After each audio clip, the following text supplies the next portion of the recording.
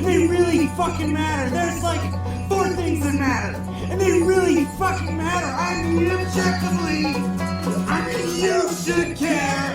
Especially you. If you thought about it for 5 fucking minutes.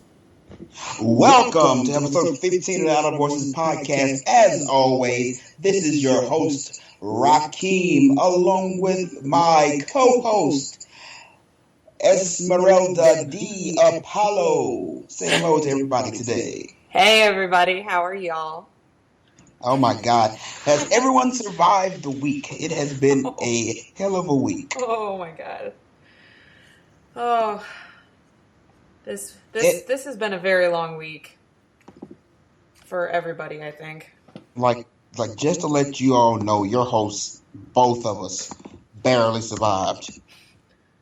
Oh, did I survive? I hadn't noticed. Oh, I'm dead. I've been dead on the inside for a while. So that's true. Also, to date this, happy Mother's Day to any listeners out there who happen to be a mother or have a mother or had a mother at some point. Yeah. Yeah, gotta give a shout out to mothers today. Again, we're doing the new format that we introduced last week. Got news. We have our topic of the week, and we have Esme's awesome sex segment. Yay! We actually are very excited. We're just also very tired. Some of us just got back from Dallas about 30 minutes ago. So, yeah, that's a thing. Very nice. All right, so let's dive into this news. What do you say? Hold on. Are we going to give our... we want to have our music provided today by... Oh, yeah. He almost forgot, see? I did. A local artist from here in Oxford, Mississippi, who is actually a good friend of mine. See him a couple times out of the week. He's trying to get his music out there. Mr. Tay Blue C is going to give us some tunes for this episode. Go ahead and check him out. We're going to give you information on him at the end of the show. Now, shall we enter the news? Now let's enter the news. Would you like to go first today? I sure would like to go first. So there were, if you were paying attention to the news, you would think that James Comey was the only thing that happened this week. No, turns out there was a whole bunch of stuff that happened. And I am burned out on national news, so I'm going local today, but not local to Memphis and not local to Oxford either. I'm going local to St. Louis, Missouri. Ooh. Yeah. Have you heard about this one? Yeah, I think I have, but go on. So St. Louis, in a rare progressive step for the Mid-South, voted to raise the city minimum wage to $10 an hour. Yay! Go St. Louis.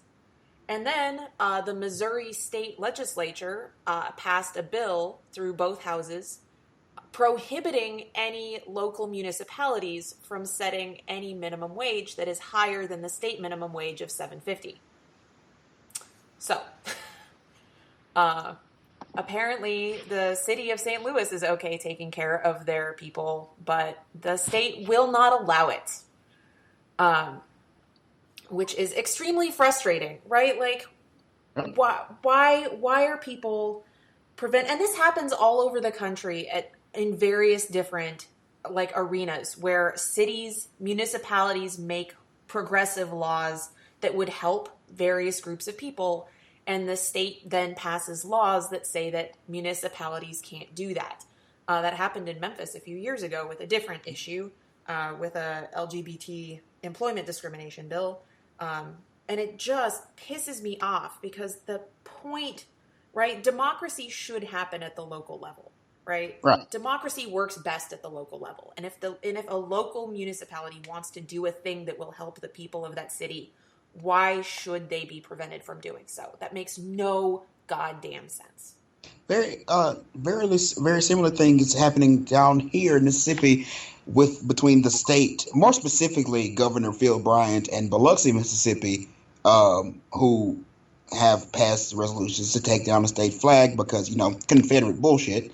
And also Biloxi declaring itself a sanctuary city. Mm-hmm.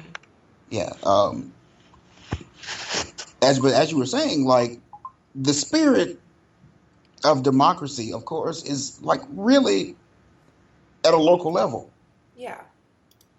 and the state for especially in states that bolster the whole concept of local states' rights should be so big and so important. When it gets down to the local level, the actual constituents, people in your state, they're saying fuck them, Yeah. which is, guys, you're really missing you're missing your own damn concept. Well, no. See, the problem is that like they put the emphasis on the rights of the states and missed the point of the fact like that the point of states' rights is that government should be as small as possible. Well, the smallest possible form of government is local, like municipal government. Ugh. But what they mean by small as possible, they mean just state. Oh yeah, obviously, because there's nothing smaller than a whole state. Yeah, nothing smaller. That's the smallest government goes. Any other political office below state doesn't matter. Obviously. And like the funny thing is, you know why that is? Because the people, the politicians on that level, on the smaller level, they have an intimate connection with the people. So when they run, they generally tend to run on issues that directly affect their constituents. Oh, you mean like living wage and employment protections and all of these things. Sorry, I interrupted you. Yeah, no, you're exactly right. Yeah, but when that being the case, the top tier politicians, those issues that people may vote on like very personally, very local reasons, they don't particularly help those upper echelon state and federal like people, like those issues that the people locally would run on and win on, they don't help them. So they don't care about those local issues. They don't care about what local people want. Mm-hmm. So once again, they go fuck them. Yep, anything to make a buck. Right. Right? The people don't, at the state and at the national level, right? The people don't give money to the politicians in the kinds of quantities that businesses do. So the politicians make policies that benefit the businesses, who are the ones who are funding their campaigns. Exactly. Which is a whole topic of discussion that we will probably have at a later date in more spirited manner, in a more spirited manner. Yes. Because I mean, we could have a whole show dedicated to that. At least one. Yeah, at least. Let's be real. Good God, people. The American democracy at work here. Our system is not flawed in any ways. Yeah. Oh my God. So would you like to hear mine? I would love to hear yours. What do you got for me? So to preface this, there were a lot of stories that came out this week. And the one I was going to go with was a story about police enforced segregation in Madison, Mississippi. And while that is a very serious subject that really needs some discussion, I'm going to save that for a later date because that's going to, once again, going to talk about a deeper issue that I really want to spend some time on. This one, however, what I decided to go with made me extraordinarily, it made me laugh and it be angry at the same time. I mean, props to it for that, I suppose. So this one's from our friends over at Breitbart. You know, those lovable scamps. Aw, yay! Of course, it's an article talking about a speech by Milo Yiannopoulous or whatever. You know the guy. You know, douchebag, sunglasses. hates pretty much everyone. Uh, Everybody who's not a white male, straight white yeah, male, cishet straight. white dudes. He only likes cishet white dudes. Oh yeah. Which like we need to discuss some. He's got some very personal issues that he's dealing with that he's projecting on others. But we gonna give let that go. But the title of this article is male feminists, as in men who identify as feminists, are either virgins, perverts, or get this, both. At a recent speech in Auburn University, because the South, I mean, obviously. Milo called men who sympathize with third wave feminist movements virgins, perverts, or both. This is some quotes from this. Of course, this is Milo speaking. Beyond the sexodus, aka men retreating from modern dating market, feminism is also affecting birth rates by producing the pathetic, unlovable creature known as the male feminist. First off, male feminists, we're pathetic, unlovable creatures. And as a person who's in relationships with, I believe, 3 self-identified male feminists, I'm gonna refute his claim that male feminists are unlovable. Yeah, but that's just me. I mean, I,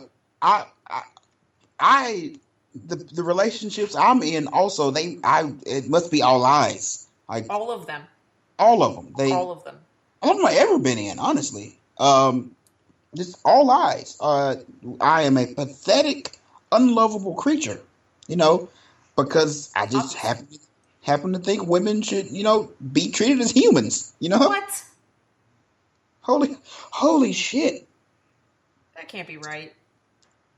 Um, Also, I'm going to object and say, as a self-identified pervert, like I am extremely offended by. This is not the first time that I've seen the word pervert thrown around as a bad thing this month, right? By people who are trying to by people who are one happened when they were trying to criticize Trump, and now this, and I'm like, I don't think that there's anything wrong with being a pervert. I'm pretty perverted, but that's okay. well, I mean, thinking of the definitions of perverts, this brings a problem with his next quote I have queued up. Oh, go. You're unlikely to get laid if you're part of the sexodus. Sure, but celibacy is practically guaranteed as a male feminist. I know. Just no. All my male feminists out here right now who are listening to this, just so you know, you are guaranteed celibacy if you identify as a male feminist. Guaranteed. Also, You get. sorry, you go. Go ahead. You finish Go ahead. ranting because I was going to bring up another thing. No, we got to talk about this before I go on to the next one. Okay. No, I was going to circle back around to the sexodus. Right? Yep. Wherein apparently cishet white dudes are leaving the dating market in droves. Well, I don't know if you're a femme person who has been on any dating site lately, but I'm going to say that that's not a thing, actually. Right? That's not a thing. Particularly the online dating market is flooded with cishet dudes. With cishet dudes, to the point where it's extremely difficult to find anybody who's not a cishet dude. No. That's impossible. Men are retreating from the moderns because of course it's because women are they are trying to take so much away from men that men have to back away. They can't. Okay, sorry. Weird side note. No, and people can't see my face, could see the confusion just hit. I'm confused as to what, especially with once again what I'm about to say next. I'm confused as to what he thinks a quote unquote man should be. Because this article makes it sound, and his speech makes it sound like he's saying that men are already retreating from the dating game because women and feminism is, almost basically scaring them away. These damn empowered women, right? Okay, so basically, real men are scared off from the dating game, and I'm putting air quotes, by these feminist women, right? And all these feminist women are producing is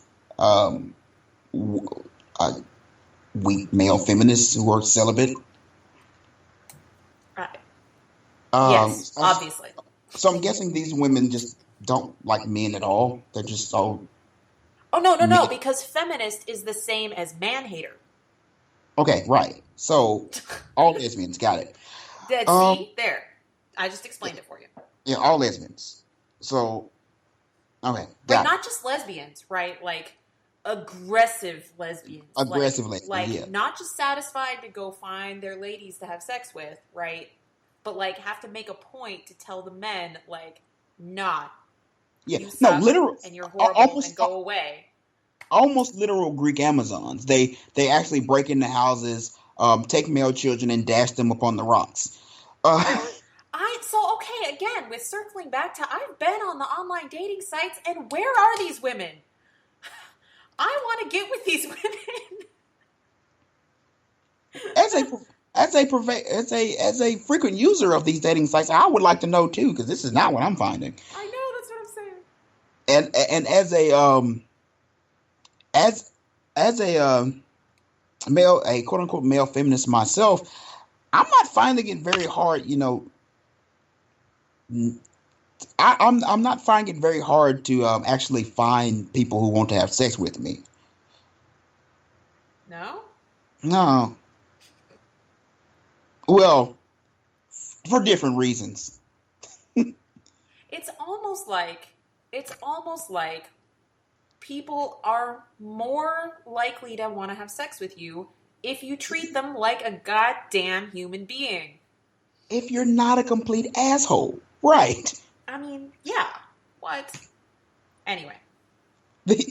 Can we give him the title of advocate for assholes? Like, he should have the official title as the official advocate for assholes. Like, if you're an asshole, Milo Yiannopoulous, whatever his name is your guy. He will advocate for you being a complete cock. But which brings me to the last quote of the article, which he really digs in on this one. These beta orbiting cucks proudly carry the feminist banner. I love the word cuck, by the way. Also, what the fuck is wrong with... Sorry, now that's taking us into a whole other show that we're going to have at some point in the future. I know where you're going. That's a different show. Kink. That's a thing too. Whatever. So, you love the word cuck. These beta orbiting cucks, the way they use it, by the way. Yes. These beta orbiting cucks proudly carry the feminist banner, but they look at the cause as their best hope to get laid. Why do you think so many male feminists turn out to be virgins, perverts, or even more? Both. So, the male feminists only say they're male feminists to get laid. But they're virgins, perverts, or both. So obviously, they're carrying the banner to get laid, but it's not working. Or they're having really kinky sex. Yes. So if they're carrying the banner to have really kinky sex, and they're not being shitty people, motherfucker, that's a win and a win. Yeah. I'll take that. I don't know. Like, I really want to have kinky sex with people who treat me like a damn human being. That's what I want out of life. What? And it turns out all you need to do is find some male feminists to do that with. Yeah. Excellent.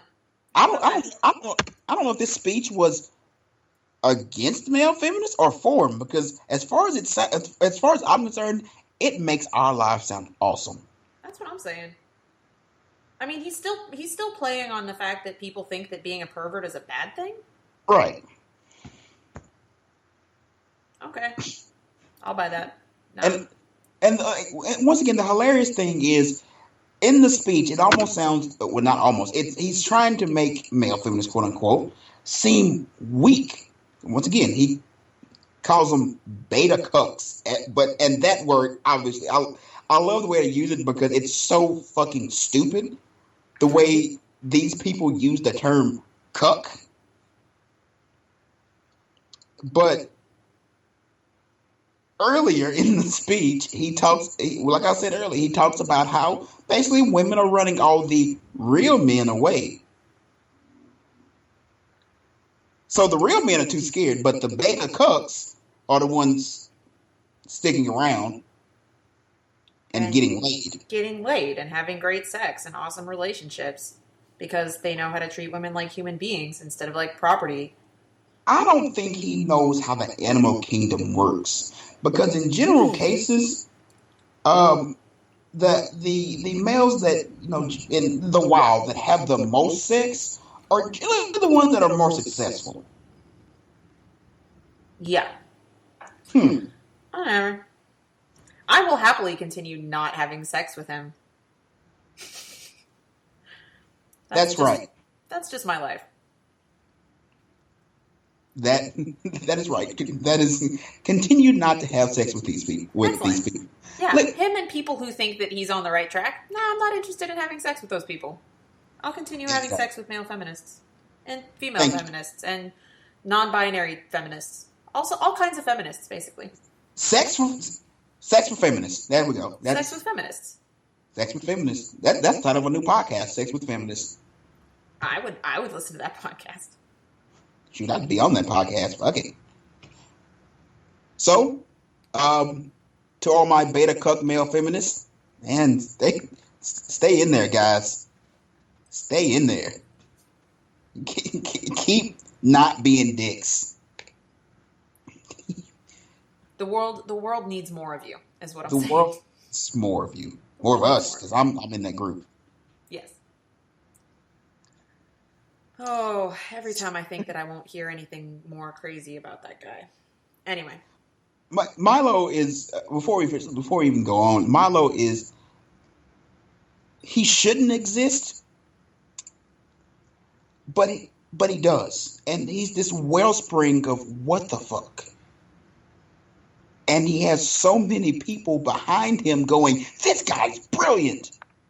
Yep. He's like, he's the dumb jock bully from like an 80s movie turned up to like 112.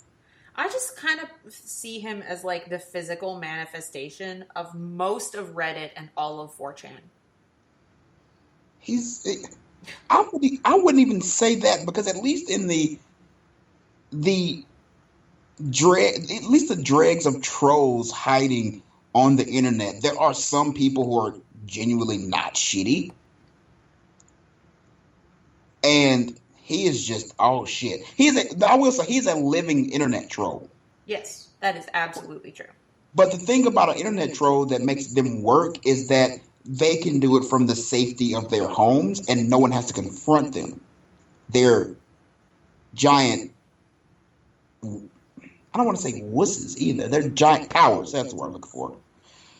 They're giant cowards. Yep. He lacks the coward part. And just continues to be aggressively like an asshole. He's an aggressive asshole. And the rest of us have to, quote unquote, put up with it. No, my inner violence is kicking in. Punch the motherfucker in the face over and over again. People have. Yeah, no, I'm saying continue the trend. My God, like keep this line up. Listeners, next speech he has, go to it, stand up in line, and as he walks on stage, just walk up to him in a line and just sock him.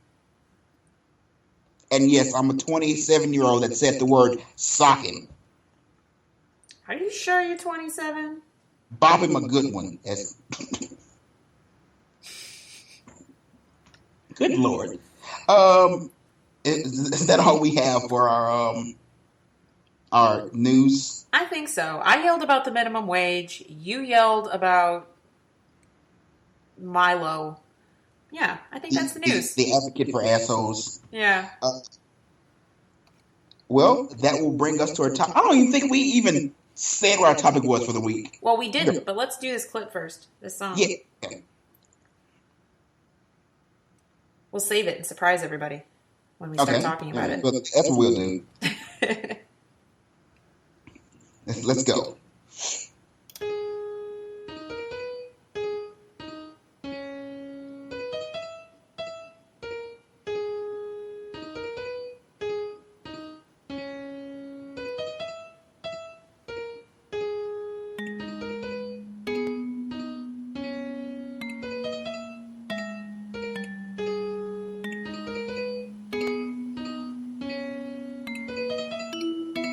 You know, the only thing I'll ever need is me and my boy Caesar. But I got so much family and they ain't leaving us either. You come for us, I have you feeling like you need a breather. We gon' come to where you stay and beat you up like you's a cheater. Just cause you all think you the boss, that don't mean you run it. Just cause 60's more than 40, that don't mean it's 100. You gotta get off your ass and work, don't look like no dummy. Cause all that sitting around complaining ain't gon' make you no money. You know we running up that check like a tab. Opportunity knocking, I guess I have to take a grab. Nigga, who you trying to scare? Cause I could really give a damn. I'ma get it like I got it, it's the best I never had. Niggas take so many bars they can't rap in it. I feel like I'm the man in charge, you can't find me. My crew done said the world is ours and we got plenty. Time to do the things we want, I said it and I meant it. Let me change it up a second, let me switch my style. I am much more than a rapper cause my style's so versatile. I do the most, they say I'm extra, go the extra mile. Got your girl river flowing while you at home in the Nile. I got a plate full of beans and I never split. I go hard, and you other niggas quit. Feel like you niggas fucking up the game and I rebuilt it. Could've sworn I was from Scotland, the way I killed it. I love that line.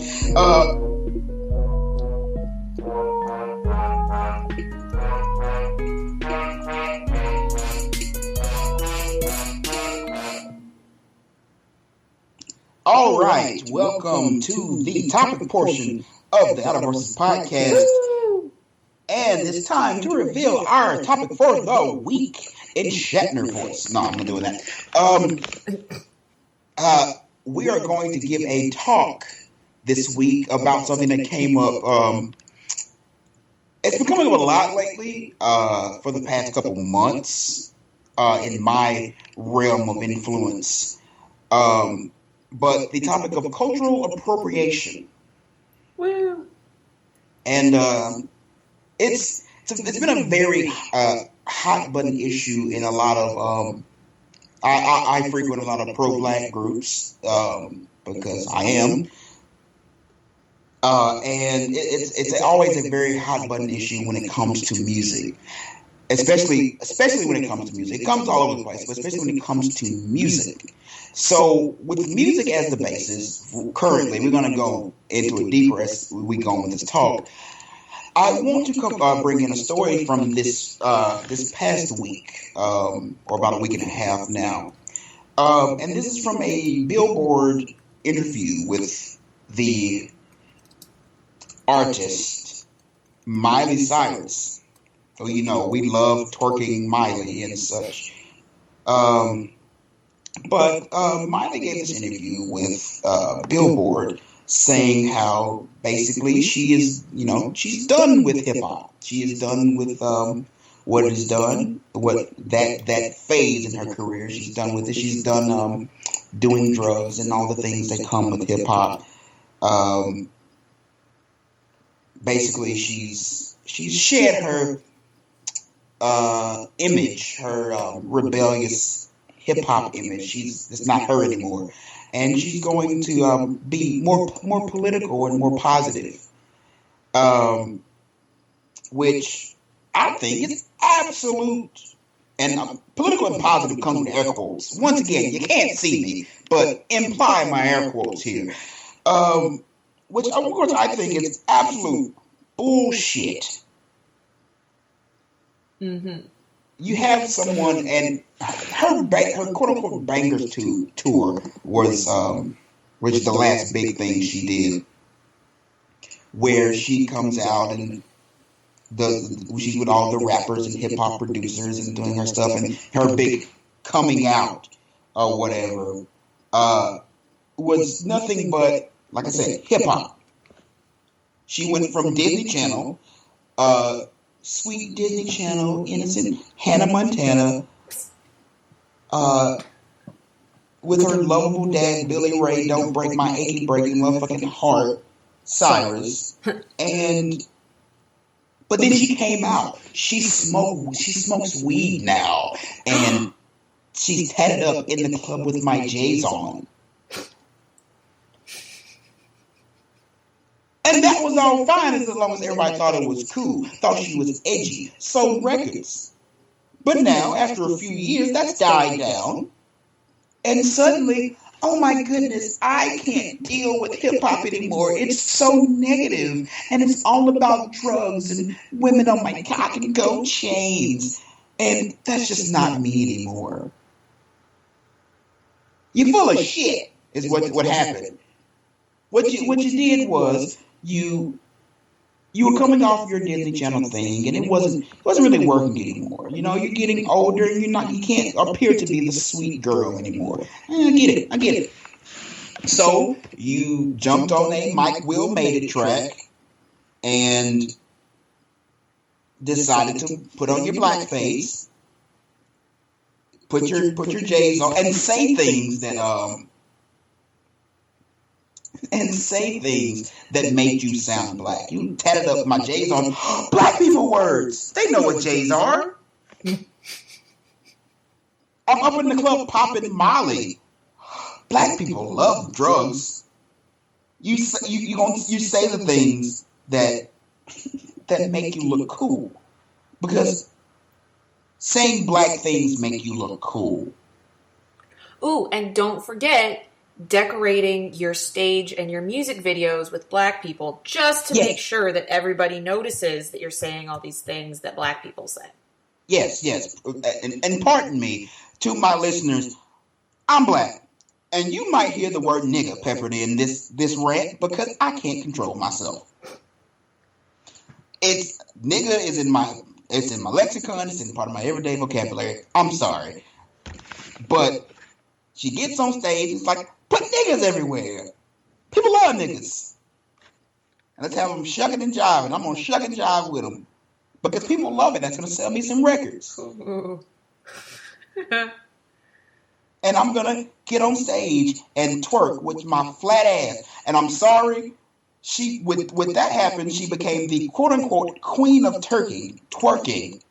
And something that has been a part of, black culture for decades.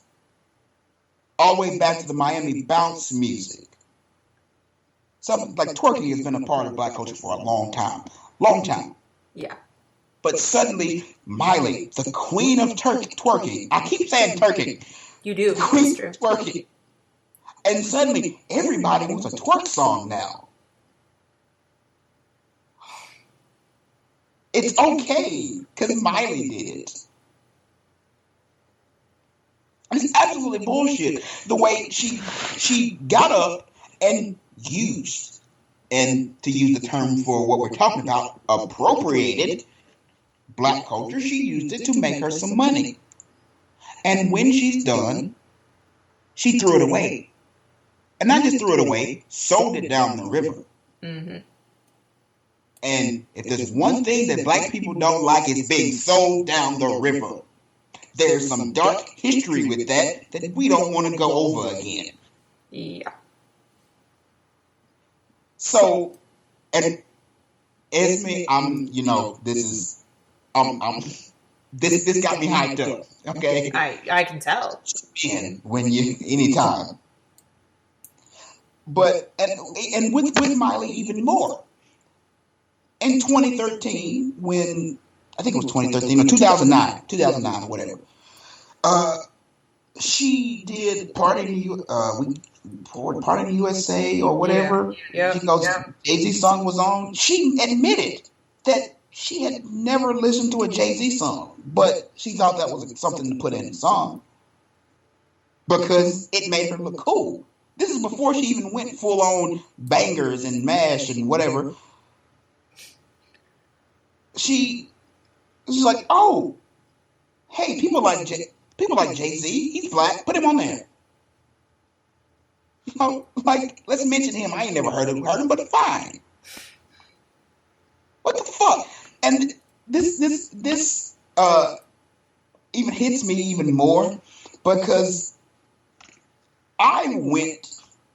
I was dragged to a Miley Cyrus Bangers to a concert in Nashville, and it was surprisingly enjoyable.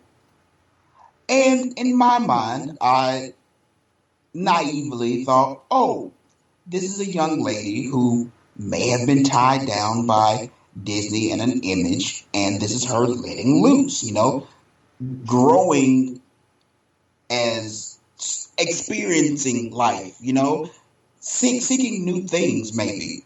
And it's like, okay, well, maybe her music is reflecting that. But now, especially after some observation, it's clear that that's just an act. That was just an act, like when she was playing Hannah Montana. Like, it's the same thing. But unlike Hannah Montana, which is a Disney show made-up character, you took the culture of black people, something that people have, like the general white American public, quote unquote, has looked down upon over and over and over again, and those things have been looked down upon over and over again, put them out on stage for your little people to eat up, made money off of it, made millions of dollars off of it, and then when you're tired of it, you throw it away. I feel like even worse is the fact that this probably was not solely her decision. Like, she probably has a team of people that helped her decide to do both of these things. Oh, completely. Completely. Like, and you see it all the time. You see it all the time with white artists. Even some that I like. You have, just throwing it out there, Justin Timberlake. Now, I like Justin Timberlake's music, and I'll give him a small caveat of saying he grew up around Memphis, and there's a culture of soul music in Memphis. Mm-hmm. There's a culture of soul and blues, so he may have. Like I said, I'll give him a small caveat, but when it was time for him to change his career, quote unquote, when he was just from NSYNC to whatever, he and whoever else went and sought out black music. Yep. And his entire music style changed. Now, once again, I could say I don't know Justin personally, and he may have a, love for soul music. But with that being said, when it was time for him to make more money, when it was time for him to change so he can make his star brighter, he went to black music. He went to music that normally, with most other people, if they were doing that music, would not have sold as well. But he put a white face on it, and all of a sudden it was okay. And with that being said, it's been happening for decade after decade after decade.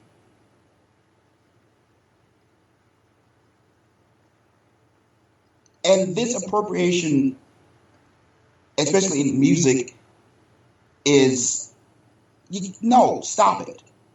Stop, just stop it. The greatest example in American, I would say the greatest example in American history is Elvis Presley, the quote unquote king of rock and roll. As Esme can surely tell you that I'm going to try to hold back on today, I absolutely hate Elvis. Yes, My mother this hated is a Elvis long rant, guys. This is a long rant. because I'm from Mississippi. They worship the motherfucker here. I'm in Memphis, dude. Yeah, Like, and Graceland Memphis, is a cornerstone of our tourism industry in Memphis. yeah, all at the expense of black people. But as we go on, like I said, Elvis, I have an intense hatred of Elvis. My mother hated Elvis. And my mother grew up in a time where Elvis was, a thing. Elvis was new when she was young, But Elvis took music that he was around. Okay, I'll give it that. He probably heard it. He listened to the race music. And then did it. Presented in front of a white audience. They ate that shit up. And he saw that it would make him money. And he just kept doing it. Didn't give any credit to the artist that he stole from. And he stole from a lot of people. Blues artists who had been doing his songs for years, just take it from him and gave them no credit. And of course, and people can say, well, he learned from the music around him. But Elvis also said that the only thing, pardon my language, only thing a nigger could do for him is shine his shoes. But Elvis is the king of rock and roll. A music that black people invented. The term rock and roll was invented by a black person. The music, everything about it, was invented by black people. But when it comes to rock and roll, the first thing they talk about is the king. Oh, thank you. I mean, because, surprise, nothing black ever becomes widely popular until a white person does it. Surprise. Right. Back in the day, soul, R&B, rock and roll, blues, race music. It's black people only. But then, as soon as a white face takes it, puts it out there, it's popular music now. Oh, it's not R&B. It's not R&B and soul. It's disco, baby.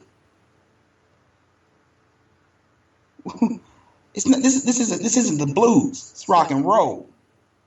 It's all good. So, fun fact. I'm going to interrupt this rant because otherwise it'll go on for all night, and I don't have all night. Thank you. Fun fact. So, in the course of this week, because this is the kind of conversations that I have in my day-to-day life, did have a lot of conversations specifically about Elvis and cultural appropriation, and it came out that apparently that quote that you brought out is apparently false, or at least not able to be verified, according to Snopes. Oh, Snopes. Yeah. But I wouldn't. I wouldn't doubt it one way or another because Elvis was asshole. Like, he was an asshole. But to move on from Elvis, cultural appropriation has, especially in more recent years, has become a very hot button issue, not just in music, because I don't want to keep this music rant going, but in just about every aspect of popular media, from movies where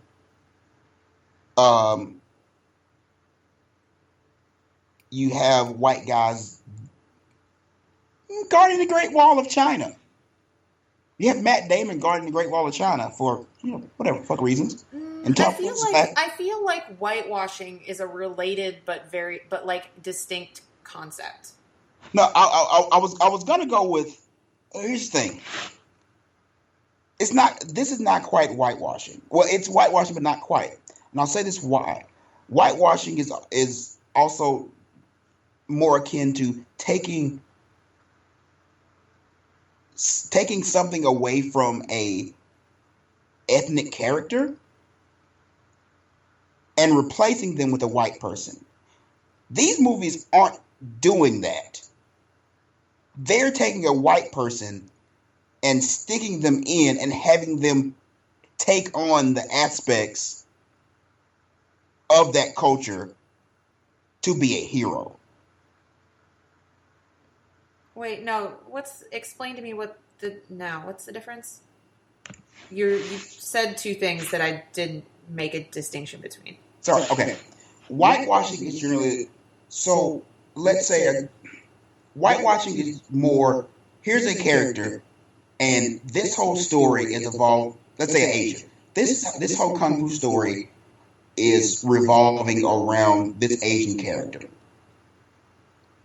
Whitewashing is taking that Asian character out and putting a white character in its place. Literally whitewashing. Yeah. Cultural appropriation is here's a story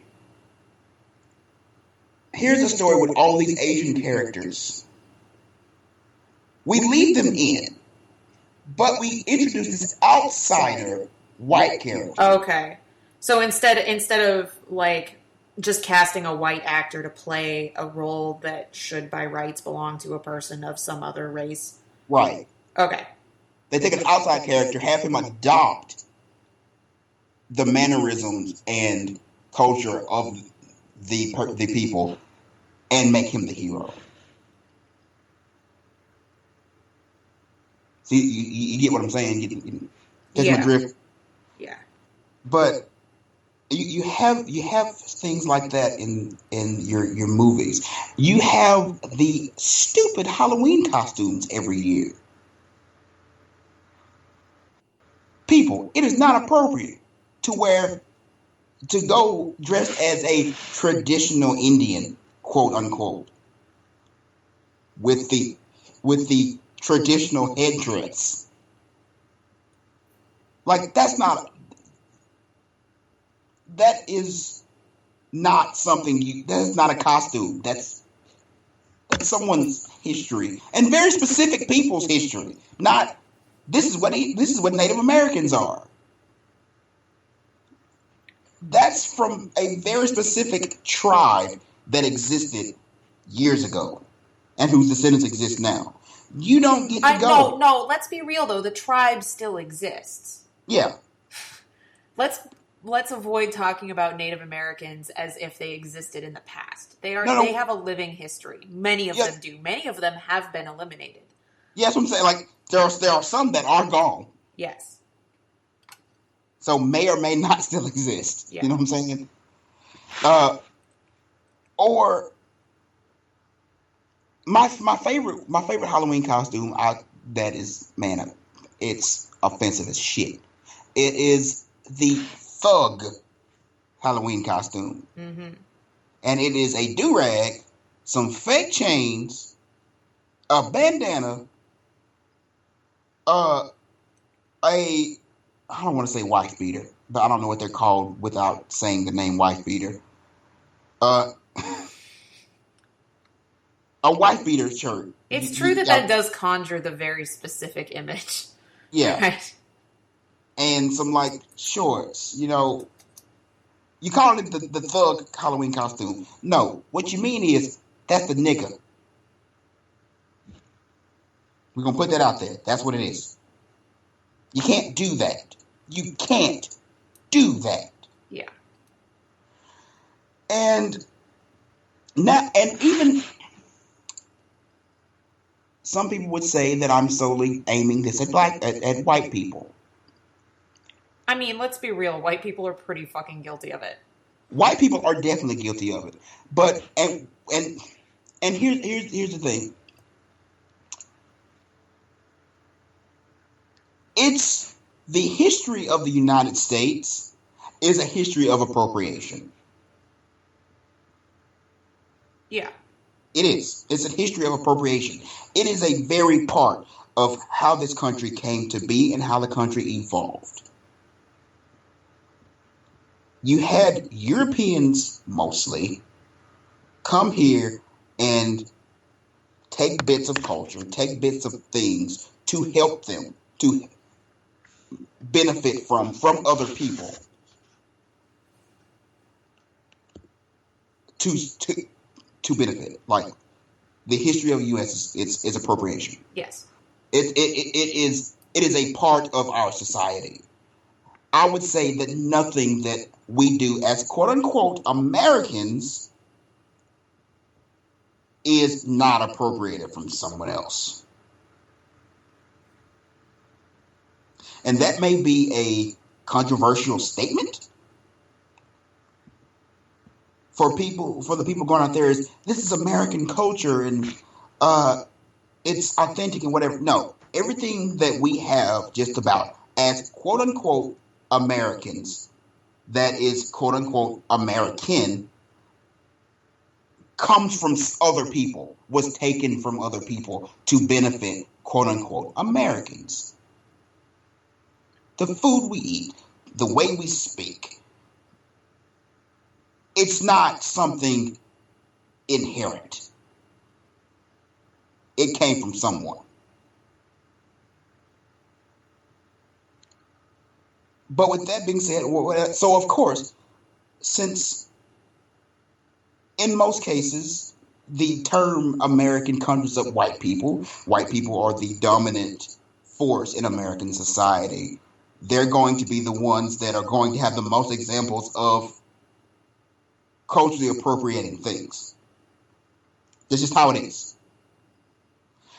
And Esme, once again, I feel like I'm dominating this conversation. So if you want to hop in, please do.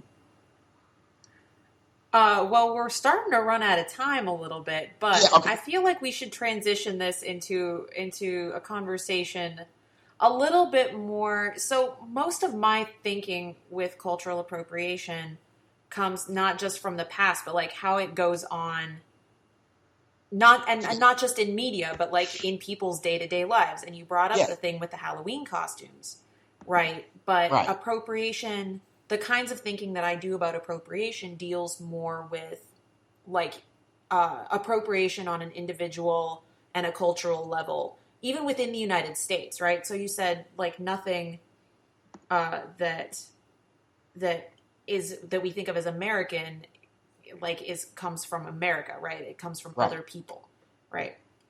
We are a land, a country based on whose entire culture is based on appropriation, and based on things. Even parts of our culture that we think of as white aren't American; they come from Europe mostly.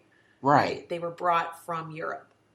And interestingly, most of the European influences in pop culture throughout America come from even people who are now considered white, who, when they first came to the United States, were looked down on and discriminated against, like Irish and Scottish people. And Italians. And Italians, right? That's where most of this music, European music influence of pop culture comes from. But so I start thinking about things like appropriation in fashion, appropriation you brought up the Halloween costumes, but also holidays, right? Right. Specifically, like last week was Cinco de Mayo. Oh, wow. Hello, super racist holiday, right? Like let's take over this traditional Mexican holiday and turn it into an opportunity for white Americans to get really drunk on tequila. Right. And the same drunk Americans who a few days earlier, or probably yesterday, were probably chanting "Build the Wall." But yeah. Exactly. Exactly. But also like with language, right? Mm-hmm. as somebody who has been really involved in like LGBT communities, it's really distressing to me to see how much of like gay language, specifically like gay language, specifically a lot of language used by like gay men is appropriated from Black women almost exclusively. Right. So many of the speech patterns and the slang and things comes from Black women. Right. For no reason at all. Like, guys, come on. Be more creative. Like, speak your own way. Don't take this from somebody and then not acknowledge where it came from. Right. And that's I think that's the most important thing. If you are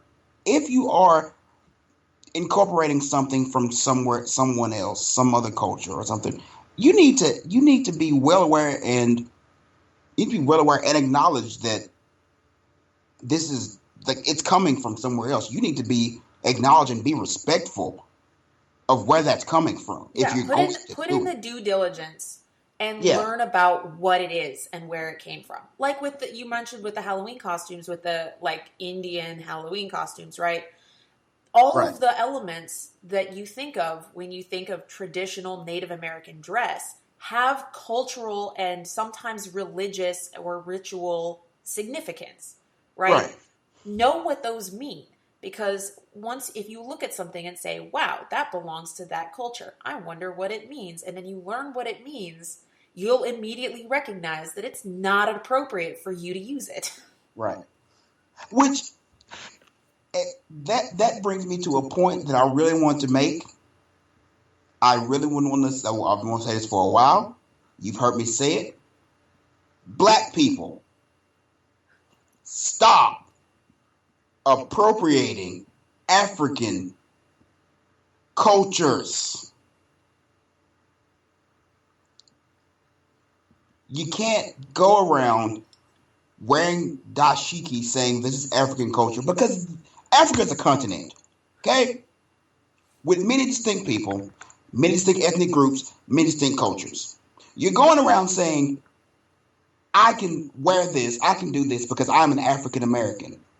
But you are not respecting the culture, the ethnic group where that came from, because that is not, and you're not respecting the other ethnic groups in Africa who don't do this, don't dress that way.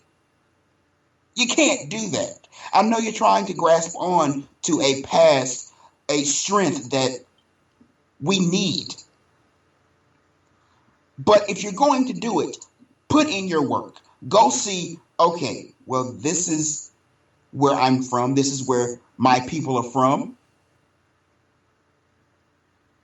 Go see what their culture was. Go see where your history came from. And then if you want to express that as a part of connecting to your past, to where your family, where your people came from, do it. But put in your work to do it. Don't go around wearing dashikis because you think it's African. Don't go around wearing ankhs and Egyptian BS. Not BS, because I'm sorry. When you appropriate it, it becomes BS. But don't go around disrespecting the history of ancient Egypt because you want to claim you're descended from pharaohs and whatever, but when you're probably not. Go learn, go enrich yourself. And then if you want that connection, if you want to identify with your history, then you can. But don't grab other people's things. Don't grab other people's history and put it over yours, because it's disrespectful to them and their ancestors, but it's disrespectful to you and your ancestors. Stop it. Stop it. Sorry, that was my direction to black people for a minute, because we need to get that. I'm sorry, but we need to get it. You're being very, very, very disrespectful. And as a black man, And as a historian who has studied African cultures, stop it. Stop. Sorry, go on. I forget where I had gone with that, but I'm gonna tack on to your getting your people theme that we're doing now. Um, don't anybody shop at Urban Outfitters, right? don't like I don't want to say don't shop at Anthropology, but maybe don't. Like anytime you see in the name of a go on to all of these trendy like housewares and like fashion things, like they market themselves as being like trendy, but also like then they do things like put out native print items or Navajo print. No, if you want something that looks like a Navajo print, there are any number. I'm going to go ahead and Google some things. There are marketplaces online for you to buy things made by the Navajo people, right? If you want some turquoise jewelry, go get some turquoise jewelry made by some Navajo people, right? And support the people who originated these designs and support the people who create these designs and who have these traditions of working with this material. Don't go buy yourself some overpriced BS from Urban Outfitters that you think looks traditional. Nah, don't do that. Right? Like, I don't want to tell the white people to like second guess everything they do, but probably second guess everything you do. Right? It's difficult for white people to notice when they're doing shit that's appropriative. God knows I do. I notice it the worst when I'm talking to my students who are mostly black, and I start talking to them and I'm like, wait a second, why am I saying these things? It's because I'm talking to black people. Whoops. I should probably not do that. But my students are very good at not letting me get away with that kind of crap. But yeah, so put in the work, right? If you notice things that you think or you associate with another culture, put in the work. Look at where that thing actually came from and see if it's being true to the actual culture that it comes from. And that goes with fashion, clothing, jewelry, housewares, speech patterns, music, like hairstyles, dancing, all of that. Look and see where it actually came from. Put in the work. Put in the work to see where it is that it came from and whether or not it's appropriate for you to use it in the way that you want to use it. The major lesson when it comes to appropriation, and like we said earlier, appropriation is a part of American culture. And I don't want to sound like all American, but we're called the melting pot. We get in, it's supposed to be anyway. Get in, mixing all together, and produce. We produce what is quote unquote America. And with that being said, while we're producing, be respectful of what comes out. Be respectful of what you use. Have knowledge of where it comes from. And respect where it comes from. And if you're being disrespectful, hey, don't do it. Mm-hmm. If you feel like you might be disrespectful, you feel like it may be wrong, probably the best thing for you to do, don't do it. Yep. I had and this is probably be one of the things to end this segment, because I think that kind of sums it up when you say. I would absolutely say so. And this is just a small personal thing. A friend of mine, very good friend, young white lady I've known for many years. She came to me a few weeks back and asked. She asked if it was appropriate to wear dreadlocks. And I asked her a few questions on how she did it. why she wanted to do it and such. And she very respectfully telling me everything. And she, once again, asked someone. She went back and started doing her research to see if it was appropriate. Mm-hmm. And I told her, and honestly, I said, if you think that it's not appropriate, if you have any inkling that this may be disrespectful, don't do it. And you know what she did? She didn't do it. She took her time. She had respect for what she was thinking about doing. And she made her decision. And that's what, when it comes down to it, whether it comes in music, whether it comes in media, it comes in your everyday life. Think about what you're doing. Be respectful of what you're doing. And you won't have a problem. And I think with that, we're going to move into Esme's sex segment. Yep, after a short clip from another track by the wonderful Tay Blue C, who is providing our music for this episode.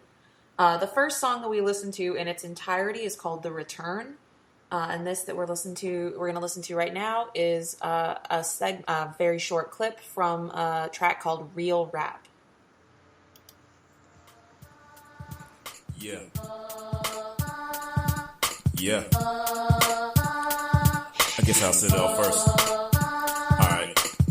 A check to test it, can you hear me clear? A Yankee bucket for the top spot, so fear the deer. Atomic with the flow, you swear this shit was nuclear. I come to body this shit, but you just merely hear that feeling you got in your heart. Yo, is that really fear? When I appear, calmly resting within this year. In Arizona can let me sip this tea right here. The place is coming for you like the Broncos did this year. Aspiring to be a part of the talented tent. My ears that took the negativity, my dear. I swear, it's not easy when the eye is stacked against me being black and living freely than black. Your blood is easy, but the voice to... All right, and that brings us into our final segment for our show tonight, which is my sex corner. So before I know that I promised that this would be a fun segment, but we're taking care of some nuts and bolts in these first couple episodes. So last week, we talked about what exactly I mean when I say sex positive.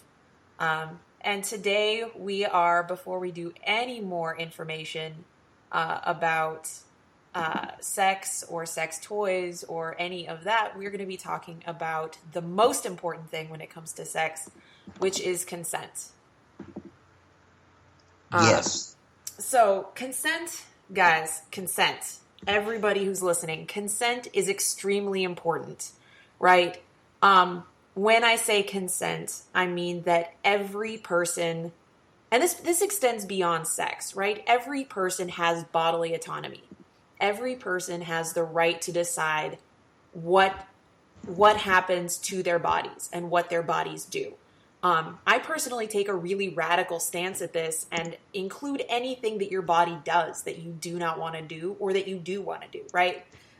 So I have friends who don't sing, and I have friends who don't dance. I have friends who don't eat certain foods, and I'm like, okay, you do you, right? Like, I'm not going to say, oh, come on, it'll be fun. No, I'm not into that because that feels really like a skeevy way to violate somebody's bodily autonomy. It's a violation of like people consenting to the things that happen to their body. But if we're talking specifically about sex, right? So before you engage in any sort of sex with anybody, make sure that you have consent. And I know that there's a lot of confusion about what consent looks like. So we are taught in America that consent means no. Be honest, Keem, did you hear that when you were doing sex ed? All the time. Right? If the person that you're with says no, that means that you stop, which is true. But that's not enough, because depending on context, especially if you're a cis man who's having sex with a cis woman, or some like who's having sex with a cis woman, or a non-binary person, it may be that the person that you are with is, for some reason, uncomfortable or frightened of saying no in that moment. So it's important to make the change. Consent doesn't mean that no means no. Consent means that yes means yes, right? So don't look for that negative, like, removal of consent to these activities. Look for the affirmative, enthusiastic participation in these activities, right? And it's extremely, extremely important to make sure that you have that consent, to check in with your partner and make sure that you have that consent to do the things that you're doing with your partner. That being said, consent doesn't have to be dealt with in a way that's really serious in the moment, right? Like, you don't have to, like, stop everything and say to your partner, is this okay? Can I do this? Right? You don't have to deal with it in that way that's really serious. Even though that it is extremely important for you to have consent, you can get consent in a way that's playful.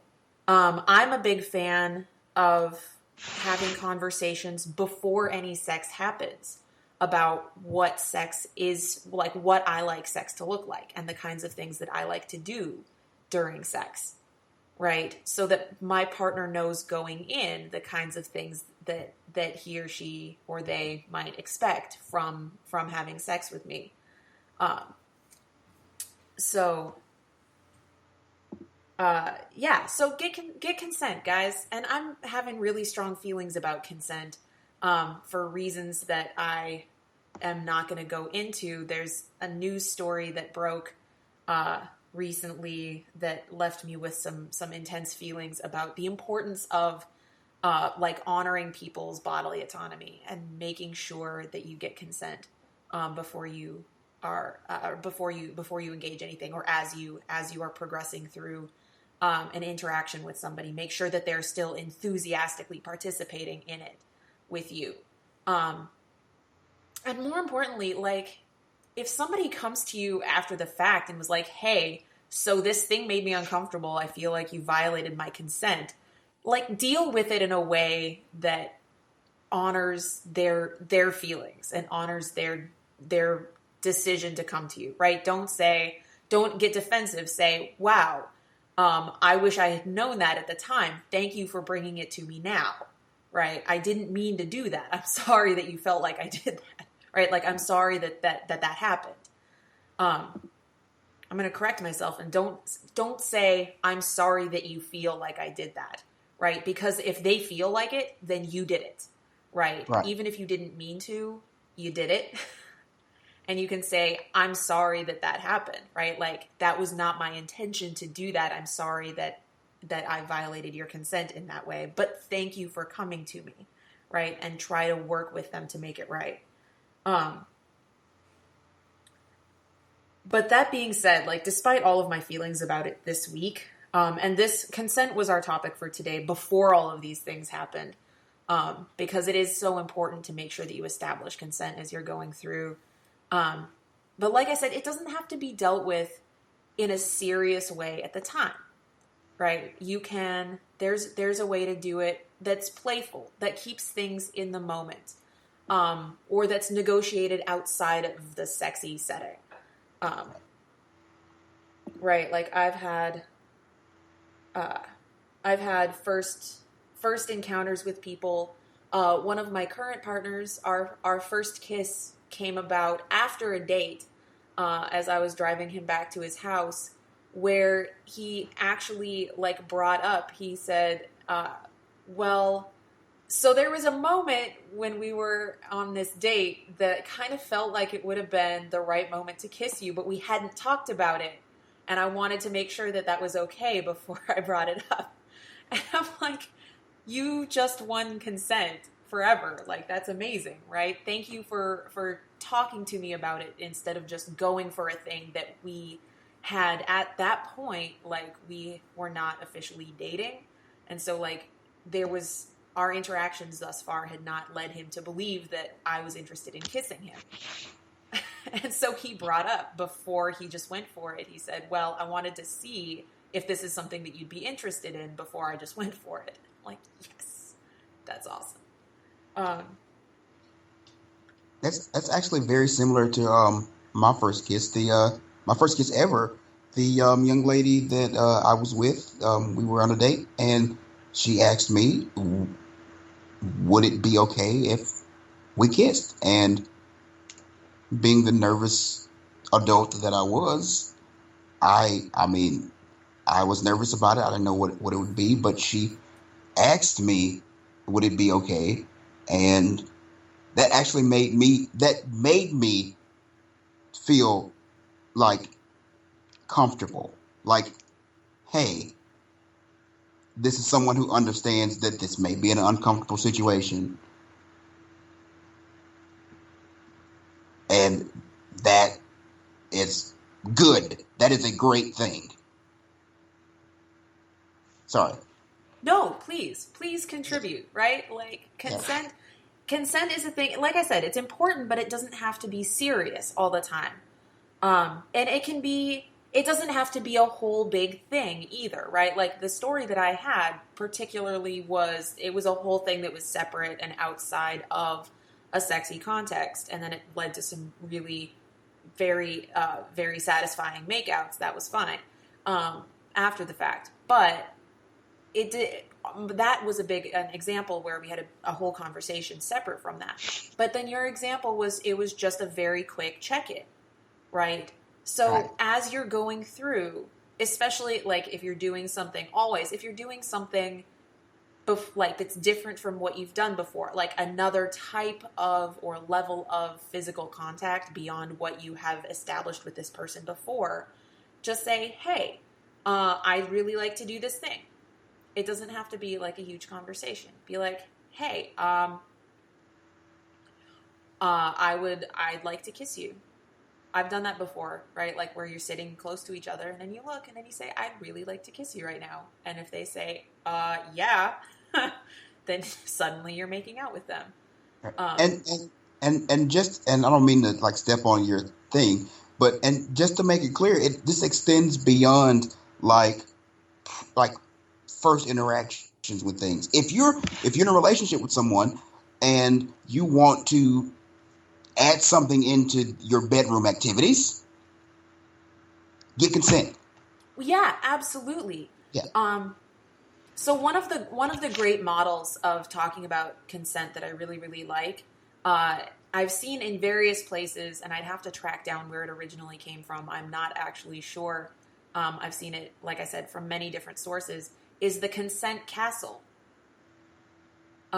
Wherein, so as you begin a relationship with somebody, you start laying these bricks of consent, right? So the first few times that you kiss them, like the first few times that you hug them, or then the first few times that you kiss them, or the first few times that you do anything, you check in with them several times and be like, make sure that they're still consenting, make sure that they're still into it, make sure that it feels good to them.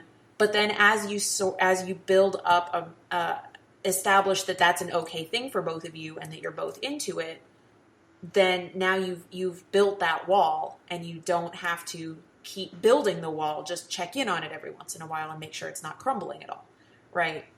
But then anytime you want to introduce a new activity into anything, that's a new wall that you're building. And as you have a relationship with someone for a long time, you build lots and lots of different walls, but then you might branch out into some completely other activity with that person, right? So you've been having really vanilla sex for a while, and now you want to branch out into bondage or into impact play or into role playing or whatever it is that you do. Now you're building like an addition onto this castle. You need to check in and negotiate consent with that person every time you want to introduce a new thing. And then as you get used to doing those kinds of things, those become part of your castle, and you don't have to be so explicit about asking for their consent every time. Right. because it's just part of the relationship. I will say that with bondage and with kink and with all of and more kinkier, more BDSM focused types of play, it's more important to negotiate and to get consent more frequently, even once you've established that those things are okay. Just because those things are so variable depending on lots of different things, and as you get like closer and closer to a person's edges, like it's important to check in more often, even if it's something that you do with them regularly. Right. But that's a whole other show. All right. Anything else? Oh, guys, get consent before you hug somebody or touch them, even if it's not in a sexy context. Don't just go hug somebody. Or like, I got weirded out. The server at a restaurant that I was at the other day, like I go there a lot, and at one point he like put his hand on my shoulder, and I was like, "Why are you touching me right now?" It made me a little uncomfortable. So like before, really, especially if it's somebody that you don't know well or that you don't know at all, like check in before you make physical contact with that person, beyond like a handshake. And once again, side note, I'm about to go black in time for a minute.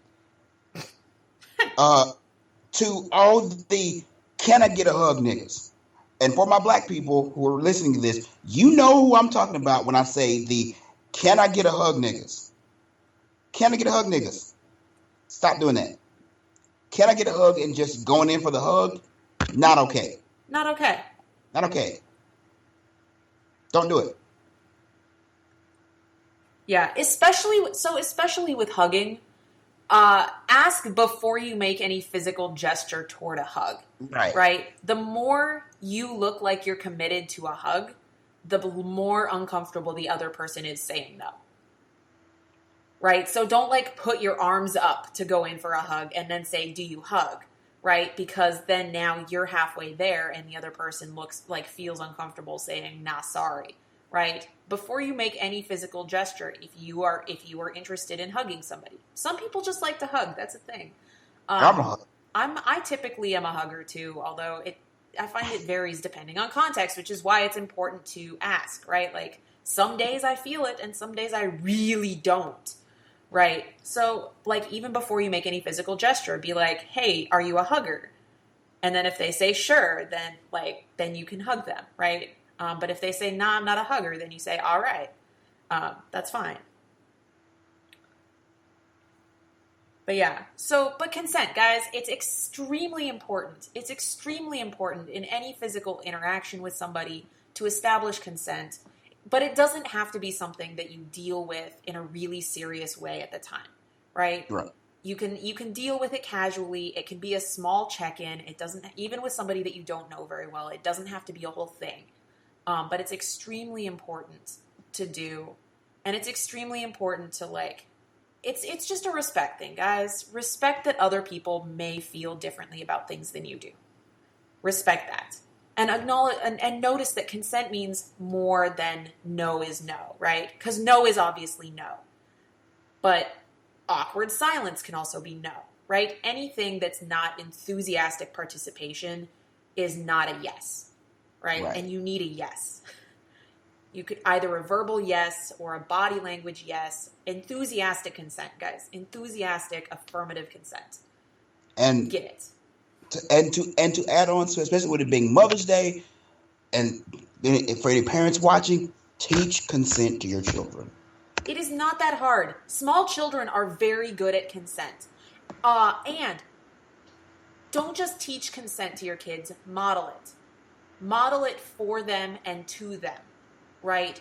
Don't say to your children, "You have bodily autonomy," or like the people that you interact with have bodily autonomy, ask before you do this, and then say, "Go kiss your grandmother," if they don't want to, right? Because it does not matter if their grandmother is their grandmother and is old and should be respected. That's fine. They can respect their grandmother and love their grandmother without giving grandma a kiss if they don't want to.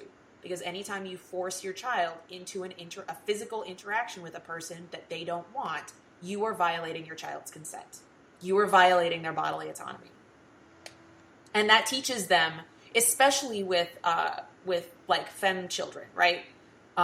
With girls, it teaches them that you can tell them no means no and yes means yes all day long, but at the end of the day, somebody else is in charge of their physical interactions with them. Somebody else is in charge of that. They don't actually have that control, and that puts them at risk for sexual assault because they don't believe that they actually do have the right to control their physical interactions with another person. So, if your child does not want to kiss grandma, don't make them. Don't make them. They can still show love and respect for people without physical interaction. That's a thing that can happen. Don't force it. Here, I think the entire point of this entire episode of the show is be respectful. Yes. I mean, I hope that's the point of the whole show, right? True. But with all these topics, obviously with our news stories, yes, appropriation and consent, very heavy focus on just respect people, Yes. Respect. Well, I always like to boil it down to Will Wheaton's law of like being a human, which is don't be a dick. Which was was emphasized a lot last week too as well. Yes. That's what I'm saying. I think that this is just the point of the show at this point. Don't be an asshole. Yes. Well, if that is it, is it? I think that's it. I think we're finished. I mean, I could yell about consent all night long, except that I actually can't because it's getting to be past my bedtime. We both have to go to bed, and we both have had a lot of things this week, and we have a busy week ahead of us. Yes. A few things as we wrap up. Once again, music this week was provided by once again a good friend of mine, Tay Blue C. You can find him as what's the website again? www.reverbnation.com/TayBlueC. All right. You heard it. Reverb Nation, Tay Blue C. Yes. One link will be in the description where you can go find his music, show him some support. And also we are looking for more artists to feature on each and every episode.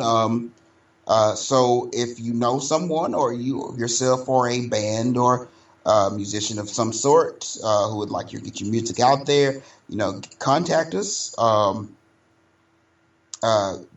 Usually via YouTube or wherever this podcast is up, or Facebook or whatever. You get to us. Maybe, hopefully, we'll get your music out there. Also, we will have links for some of the topics we have discussed. One thing I very much want to highlight, because that little rant I had for my black people on your African ancestry.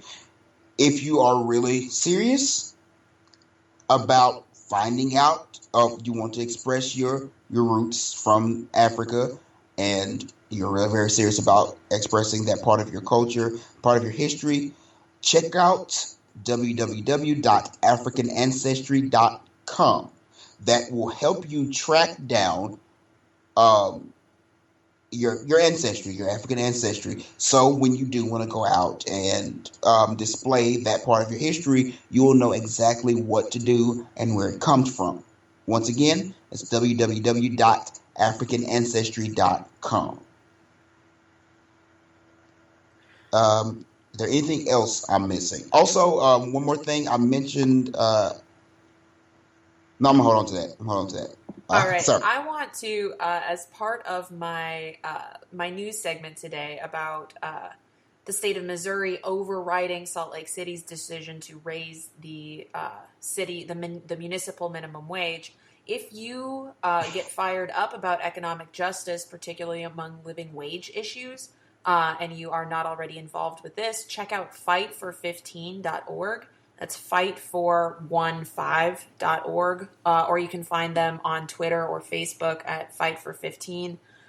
They are doing a ton of great work fighting for living wages across the United States, particularly working on in the fast food industry. But anybody who's working minimum wage, they are fighting to get those people to get the minimum wage raised up to a living wage rate wherever they are fighting.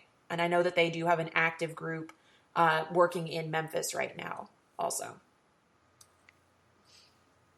All right. And I think with all that, once again, special thanks to Tay Blue C for providing our music today. And as always, special thanks to the Living Room Leftists for our probably permanent theme song. Mm-hmm. The theme song is called 4 Kinds of Matter by the Living Room Leftists. And I think it fits this podcast very well. Mm-hmm. Esme, do you want to tease next week's sex segment or?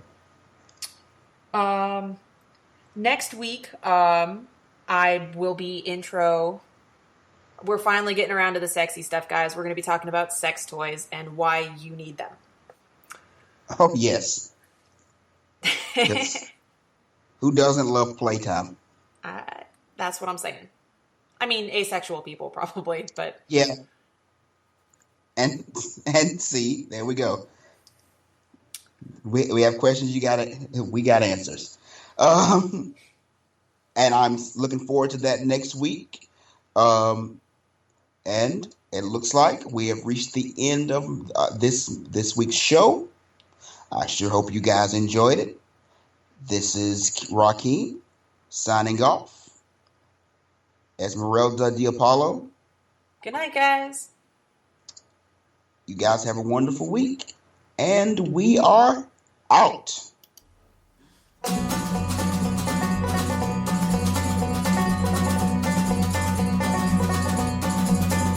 But there are these things that matter, and they really fucking matter. There's like 4 things that matter, and they really fucking matter. I mean, objectively, I mean, you should care, especially you, if you thought about it for 5 fucking minutes.